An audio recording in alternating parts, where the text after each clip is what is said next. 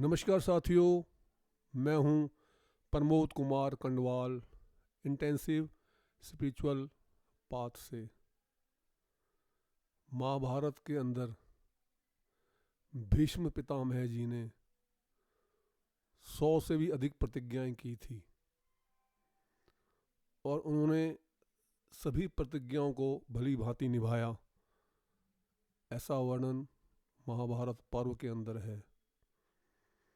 उन्होंने सभी प्रतिज्ञाओं के प्रति अपना त्याग, समर्पण को ठीक तरह से निभाते हुए आज सभी के मन में एक सम्मान प्राप्त किया हुआ है।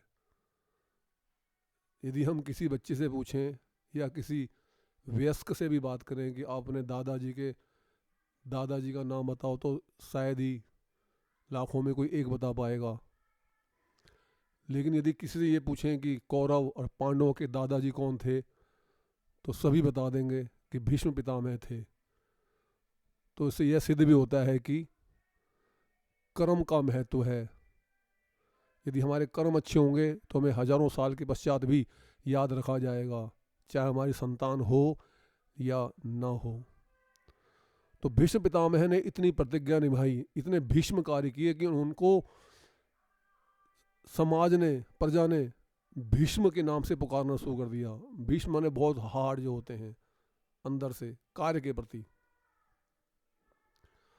तो जब भीष्म पितामह बाण सैया पर गिर गए, अब उनको लगा कि अब सूर्य उत्तरायण में आ गया है, मुझे आज शरीर छोड़ना है।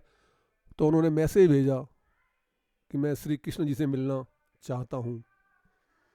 श्री कृष्ण जी वहाँ पहुँचे और कहा, आपने बुलाया है, क्या कहना चाहते हैं?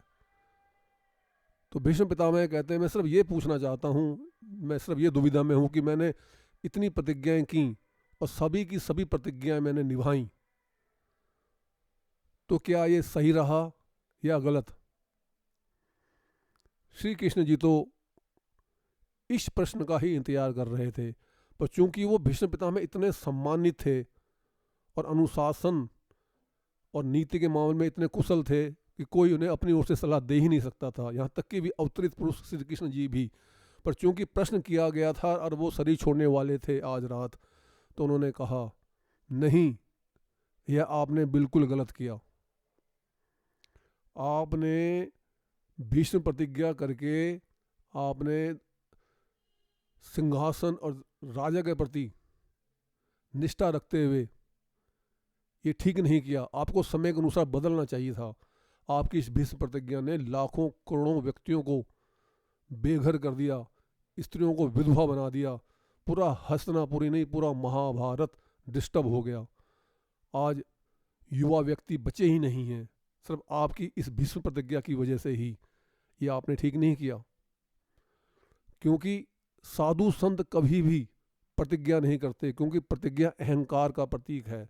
और यही कारण है कि भीष्म पितामह को संत की उपाधि आज तक नहीं मिली, 5000 वर्ष के पश्चात भी। इसका अर्थ ये नहीं कि वो गलत थे, सिर्फ अहंकार की वजह से वो अड़े रहे।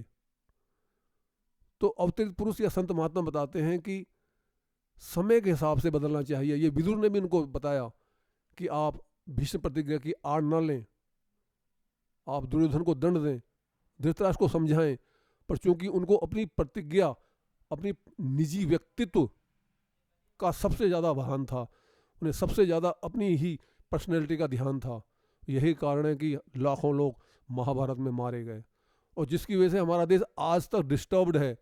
अभी तक हम अखंड भारत की ओर पहुंच नहीं पाए हैं। अदरवाइज उस समय ये अखंड भारत ही था, यहाँ तक कि हमारी सीमा इससे भी ज़्यादा थी जो आज की डेट में पार्लियामेंट में जो मैप लगा हुआ है। तो कहने का अभिप्राय ऐसा इतना है कि साधु संत कभी भी प्रतिज्ञा नहीं करते, वो न्यूट्रल रहते हैं। ना तो हार्ड होते हैं, ना ही फास्ट होते हैं, बीच में चलते हैं, हमेशा वो बीच का रास्ता अपनाते हैं। और संत की सबसे बड़ी खासियत है वो फ्लेक्सिबल होता है, वो स्थिति के अनुसार अपने आप को ढाल लेता है। जिस प्रकार से छोटी छोटी जो झाड़ियाँ होती हैं वो आने आने पे झुक जाती हैं और बड़े बड़े पेड़ उखड़ जाते हैं, और जब झाड़ियाँ देखती हैं हवा नहीं चल रही तो फिर वो भी तन के खड़ी हो जाती हैं। लेकिन जैसे तेज हवा चलती है वो नीचे झुक जाती हैं। तो समय के हिसाब से जो चले हैं उन्होंने हमेशा अपनी मंजिल को भी प्राप्त किया है और उनका जीवन भी सुख शांति से बीता है। तो संत महात्माओं की यह बातें कि हमें हमेशा फ्लेक्सिबल रहना चाहिए, समय स्थिति के अनुसार कभी भी धर्म को नहीं छोड़ना चाहिए। श्री कृष्ण जी का एक ही प्रिंसिपल था कि मैं किसी भी स्थिति में और मैं किसी भी परिस्थिति के अंदर धर्म का त्याग नहीं कर सकता। यही कारण है कि मैंने आपको या द्रोणाचार्य को या कर्ण को या अन्य को चतुराई से रास्ते से हमने हटाया। इसका एकमात्र कारण यही है कि धर्म सर्वोपरि है, ना कि प्रतिज्ञा। यदि आपको संदेश ज्ञानवर्धक तथा उपयोगी लगता है तो आप वीडियो को लाइक, कमेंट, शेयर तथा चैनल को सब्सक्राइब भी कर सकते हैं, ताकि आगे आने वाली सभी वीडियो का नोटिफिकेशन आपको मिलता रहे। गुरु भगवान सबका कल्याण करें।